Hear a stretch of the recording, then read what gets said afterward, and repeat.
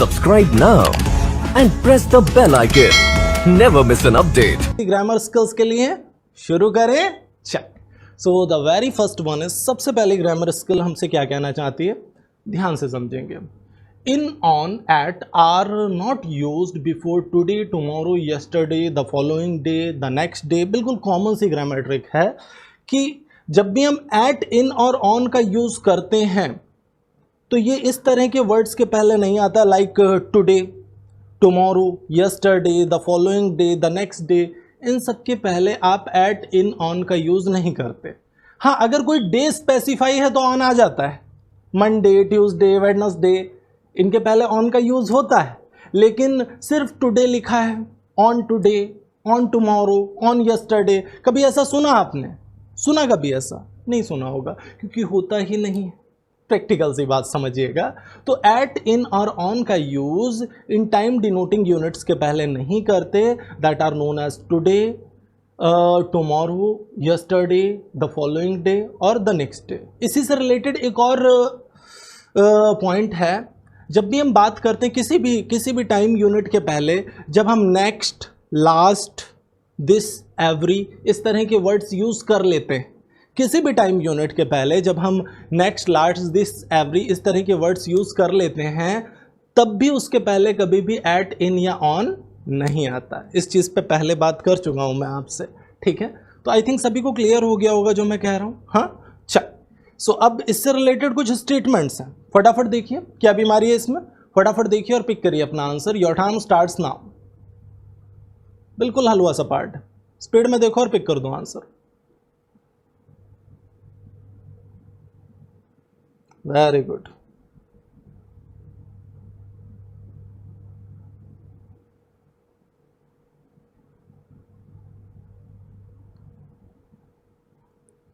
Okay, हल्का उसमें से एक मैं हूं, मेरी परेशानी की वजह ही नहीं मालूम होती।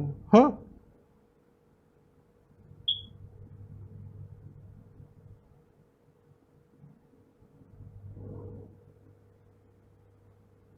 बिल्कुल अलका, आपको कोई प्रॉब्लम नहीं होगी। आपको इसका पीडीएफ सर्च करने के लिए, देखिए आपको पीडीएफ आसानी से मिल जाता है, इसी के लिंक में आपको पीडीएफ मिल जाएगा, इसी क्लास के लिंक में।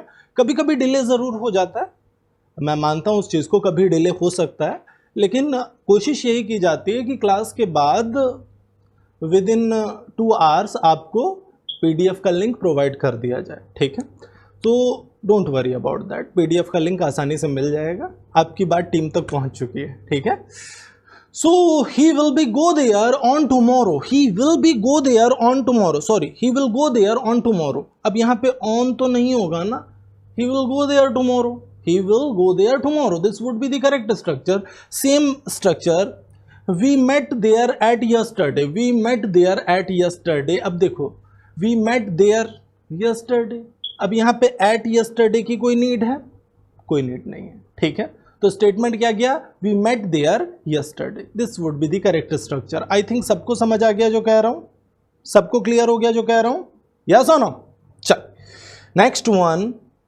तो ये बिल्कुल कॉमन सा था, बिल्कुल कॉमन सा ग्रामर ट्रिक था, आई थिंक सबको समझ आ गया होगा। वेरी गुड, सबका सिक्सर लग रहा है, सबका सिक्सर लग रहा है। अगला, से, suggest, propose, speak, reply, explain, talk, listen, write is followed by two preposition if there is a person in form of object। ये पॉइंट डिस्कस भी हो चुका है, फिर भी हम कई बार गलतियां करते हैं इस पॉइंट में, ठीक है?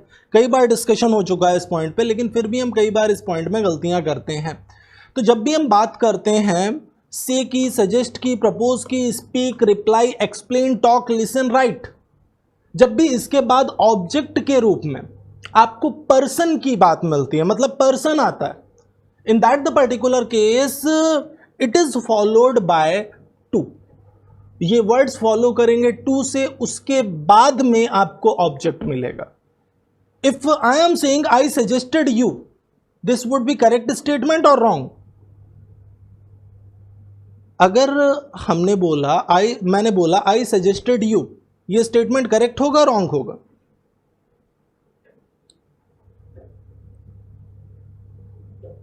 ओके ओके ओके, ठीक है, कोई नहीं हल्का, आपकी बातें मेरे पास पहुंच चुकी हैं पूरी तरह से। आई सजेस्टेड टू यू या आई सजेस्टेड यू, वैसे सजेस्टेड यू ज़्यादा अच्छा लग रहा है, लेकिन पूरी तरह से गलत है। सजेस्टेड यू देखने में अच्छा लग रहा है, लेकिन पूरी तरह से रॉन्ग है। क्या होना चाहिए? I suggested to you, I suggested to you would be the correct one. ठीक है, सेम कंडीशन प्रपोज के साथ भी हमें टू का यूज करना है अगर बंदे की बात हो रही है तो। ठीक है, स्पीक के साथ भी टू आएगा। से या सेड टू आपने कई बार देखा होगा। ठीक है, explain to, talk to, listen to, write to, कुछ ऐसा। तो आपको समझना है, आपको अच्छे से समझना है कि इन वर्ब्स के बाद जब भी आपको ऑब्जेक्ट मिलता है, इन वर्ब्स के बाद जब भी आपको ऑब्जेक्ट मिलता है, हमेशा आपको वर्ब और ऑब्जेक्ट के बीच में क्या मिलेगा? टू मिलेगा। ठीक है, वर्ब हमेशा फॉलो करेगा किससे? टू से।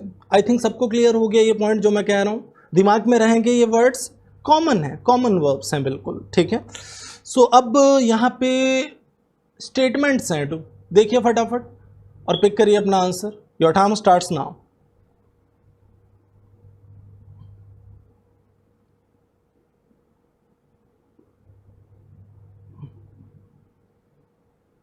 बिल्कुल, पीडीएफ की लिंक आपके सामने आ चुकी है।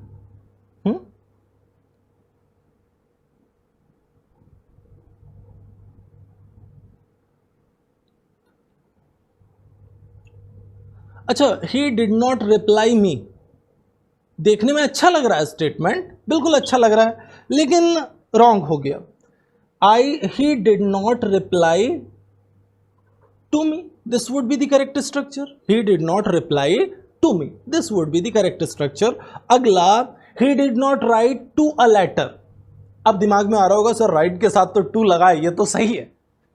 मैंने क्या बोला था? जब इन वर्ब्स के बाद ऑब्जेक्ट के रूप में आपको क्या मिले? पर्सन मिले। क्या लेटर कोई पर्सन है? यस और नो? नो, लेटर कोई पर्सन नहीं है, लेटर कोई पर्सन नहीं है। तो यहां पे राइट अ लेटर ही होगा।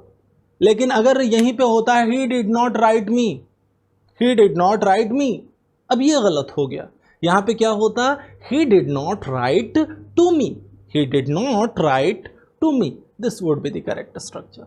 आई थिंक सबको समझ आ गया कि ये जितनी भी वर्ब्स हैं, देख लो एक बार सारी वर्ब्स को, ये जितनी भी वर्ब्स हैं, चाहे वो से हो, चाहे सजेस्ट हो, propose, speak, reply, explain, talk, listen, write, इन वर्ब्स के बाद अगर कोई पर्सन आता है तो डायरेक्ट पर्सन नहीं आ सकता, पहले टू प्रपोजिशन आएगा, उसके बाद पर्सन आएगा।